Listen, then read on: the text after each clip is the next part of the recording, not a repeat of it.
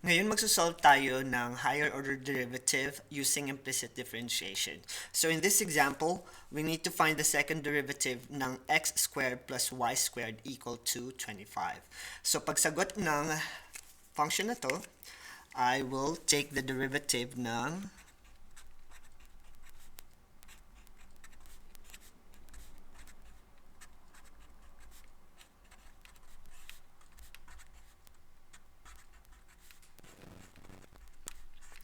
So every time gumagamit ako ng implicit differentiation, lagi kong hinihiwalay yung mga function yung mga term para mas organize yung paggawa or paggamit ko ng derivatives. Kasi mahalaga na nakikita nyo yung progression ng solutions nyo para mas naiintindihan nyo yung mechanics ng pagkuha ng derivative, lalo na using implicit differentiation. So yung first term, derivative ng x squared would be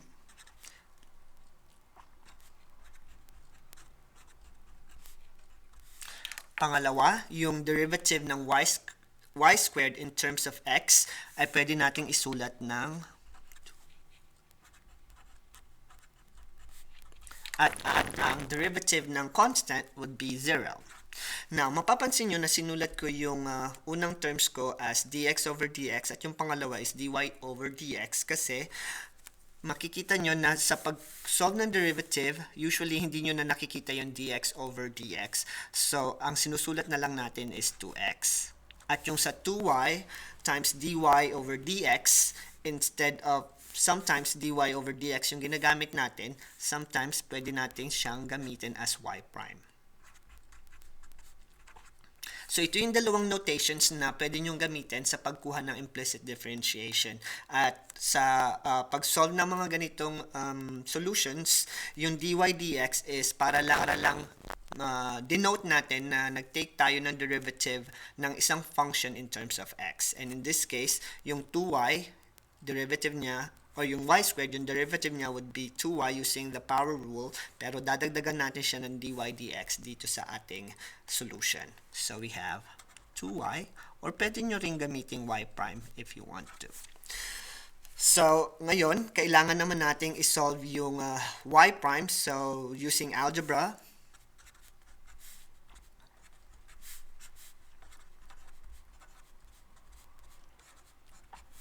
at kailangan y prime will be by itself, so let's divide it by 2y. So yung y prime natin would be negative 2x all over 2y. Now, pwede pa natin siyang ma-simplify kasi yung 2 pwede nating i-cancel. So we have y prime is equal to negative x over y, which is also our dy dx. So, parehas lang na notation yan. So, nakuha natin yung first derivative. Now, kunin naman natin yung second derivative by using x or negative x all over y. So, yung second derivative, pwede natin siyang isulat as this notation or pwede din namang y double prime, which is kukunin natin yung negative x over y, which is yung first derivative para makuha natin yung second derivative ng function natin. So, dito, gagamitan natin siya ng quotient rule para makuha natin yung derivative nung first derivative natin. So, as quotient rule, pwede natin gamitin yung low d high minus high d low over low low. So let's write it here. Low d high minus high d low all over low squared. So ito yung ginagamit natin para matandaan natin yung quotient rule. So here, yung ating low would be y. So y multiplied by the derivative of high, which is x, minus high derivative ng low, which is y, all over y squared. Now, yung negative natin dito sa original function natin doon sa first derivative, ilagay lang natin siya sa gilid para mamaya gagamitin natin siya doon sa final answer natin. Now, mapapansin nyo na sinusulat ko lagi yung ddx kasi this will let me know na kukunin ko yung derivative nitong function na ito at yung derivative ng function na ito para nakikita ko yung steps na ginagamit ko or gagawin ko doon sa implicit differentiation ko. Now, to simplify this function, we'll have y, derivative ng x is 1, minus x, derivative ng y would be y dy dx all over y squared. Now, mapapansin nyo yung dy dx natin, alam natin siya ay negative xy. So, sa substitute natin ngayon yung value ng first derivative natin sa ating second derivative na magiging y minus x times dy dx would be negative xy all over y squared. Now, pag sinimplify natin tong fraction na to, yung rational expression, pwede natin siyang isulat as y minus or plus, kasi negative and negative is plus, x squared all over y squared. Now, ito na yung ating second derivative. Now, ang problema nga lang, minsan, kailangan natin siyang simplify pa. So, meron tayong two ways kung paano natin ma-simplify itong second derivative natin na ito. At ipapakita ko yung dalawang methods para meron kayong options kung paano natin makuha yung simplest version itong second derivative natin. So, let's say, yung ating second derivative is y plus x squared all over y.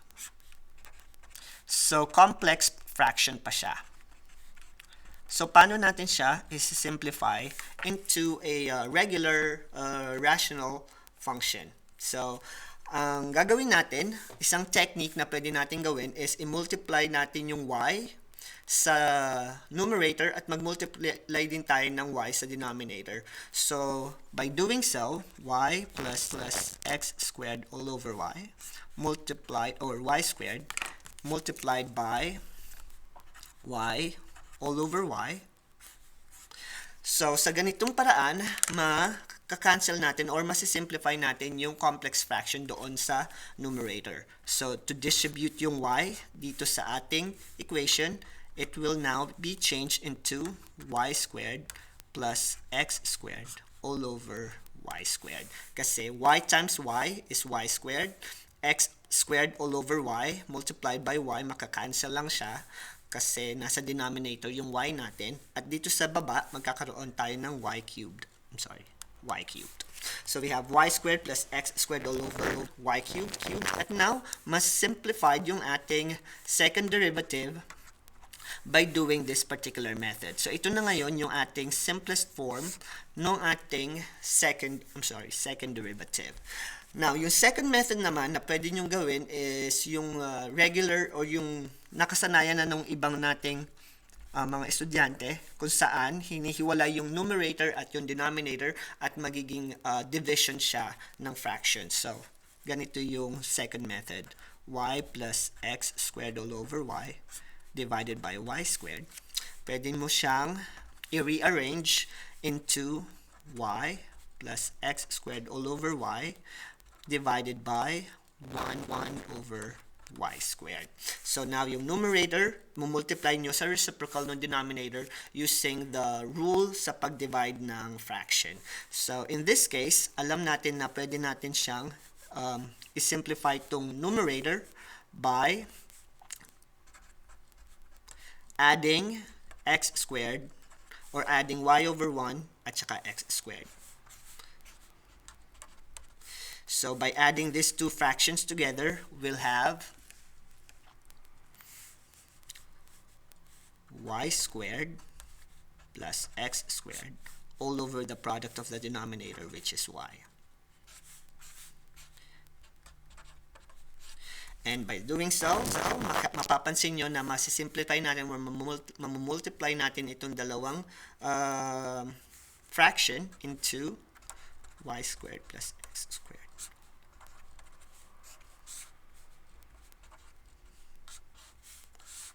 which is parehas lang nung nauna nating solution. So ito yung dalawang methods na kung saan pwede nating isimplify yung ating second derivative, na lahat ng steps na to is all algebra work. So ito yung ating first example. Ito ngayon yung second derivative. So balikan natin. Ito yung second derivative ng function na x squared plus y squared equal to 2025. So, yan siya. Now, let's have another example. Now, let's have the second example. Yung second example naman natin is kukunin natin yung derivative, second derivative,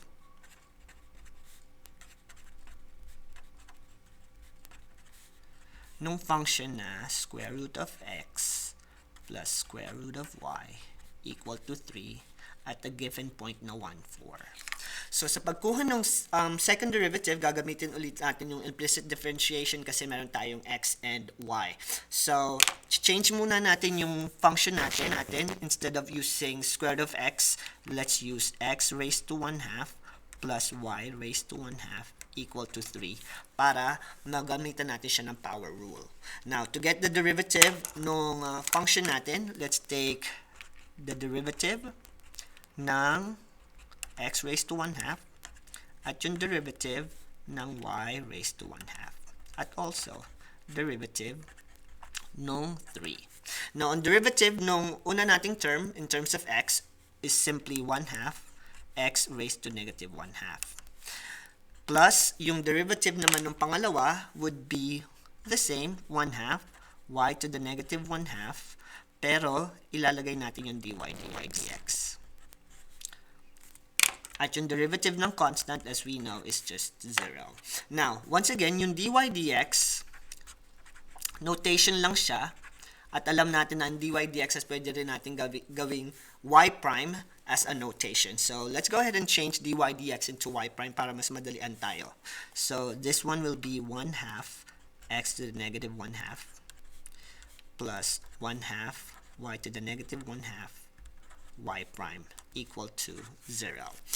Now, by solving or using algebra, kailangan nating i-isolate yung y prime. So, itong ating first derivative na walang y prime, ilipat natin siya sa kabilang equation, sa kabilang side ng equation. So, we'll have 1/2 y to the negative 1/2 times y prime equals negative 1/2 x to the negative 1/2.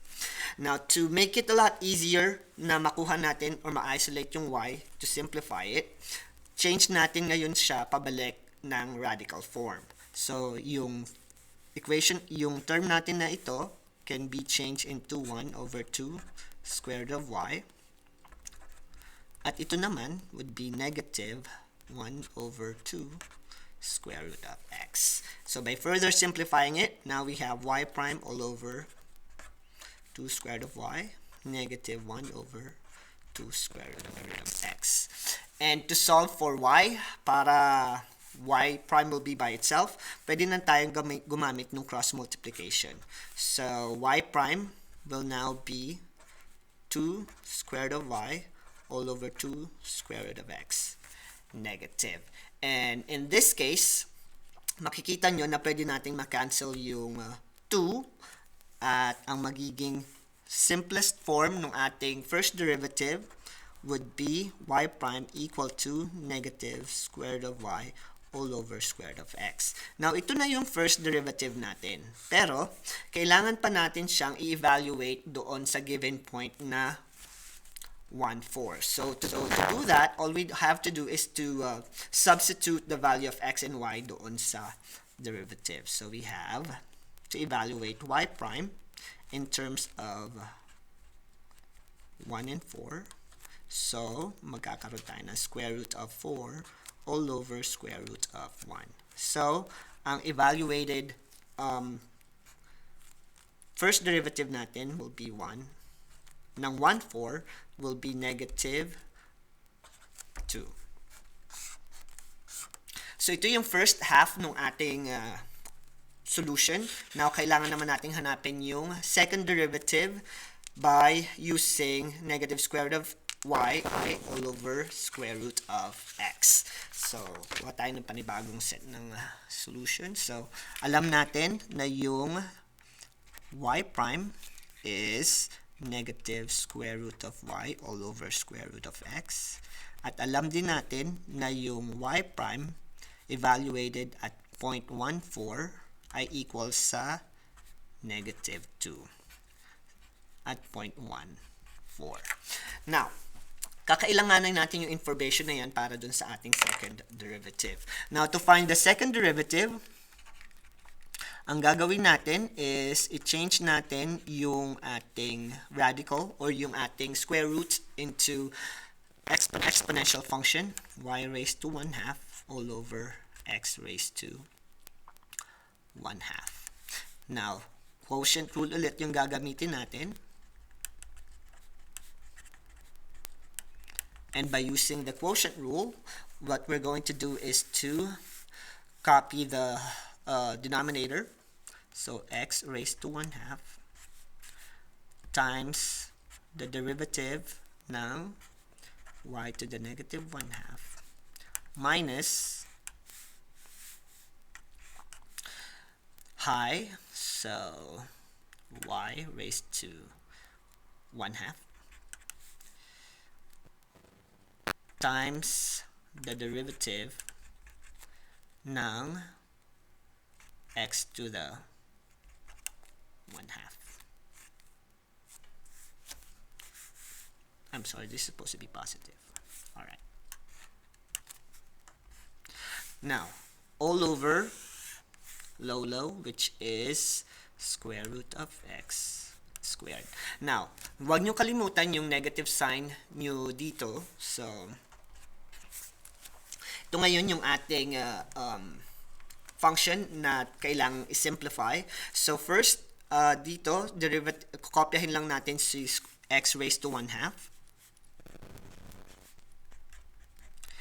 And then, kukunin natin yung derivative nung y raised to 1/2, which is 1/2 y raised to the negative 1/2 dy dx. At ito yung ating first group. Yung second group naman would be copy yung y raised to 1/2 multiplied by x raised to the negative 1/2, which is yung derivative ng ating x function all over x. Now, ang gagawin natin ngayon, since we are finding the derivative of this function sa given point, is substitute lang natin yung mga values ng point na x and y at saka yung y prime, which is dy dx, dito dun sa second derivative natin. But before we do that, let's return it back sa square root function. So we have negative of square root of x multiplied by 1 over 2 square root of y dy dx, yung first group, minus square root of y times 1 over 2 square root of x all over x. Now, by substitution, ang gagawin natin ngayon is pa-plugin natin yung mga values kanina. So, yung x natin is 1. So, now we're just simply finding the square root of x, which is 1, multiplied by 1 over 2 square root of 4 times dy dx. Yung dy dx natin, alam natin, is negative 2. So, dy dx is negative 2. Ito yung first group. Minus the second group, which is square root of 4 times 1 over 2 square root of 1 all over 1. At alam natin na negative siya. So, sometimes it's overwhelming, but once masubstitute na natin yung mga values, mas madali na siyang isolve. So, solve natin ngayon or evaluate natin yung bawat square roots kasi perfect square naman yung 1 at saka yung 4. So, mas madali na siyang i-evaluate. So, we have negative of 1 times 1 all over 2 times 2 multiplied by negative 2. 2 times 1 all over 2.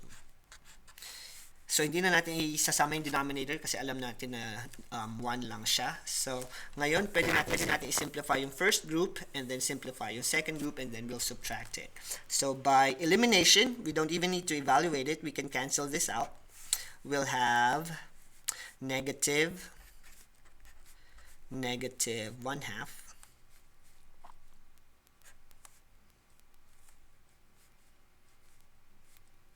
kasi yan yung natira, minus, cancel mo to, would be 1. So, we're going to subtract this equation right here. So, we'll have value of negative 1/2 minus 2 all over 2 kasi yung 1 pwede natin siyang i-change na 2 over 2 which will give us negative 1 minus 2 all over 2 which is negative 3 all over 2. So, yung function natin na y double prime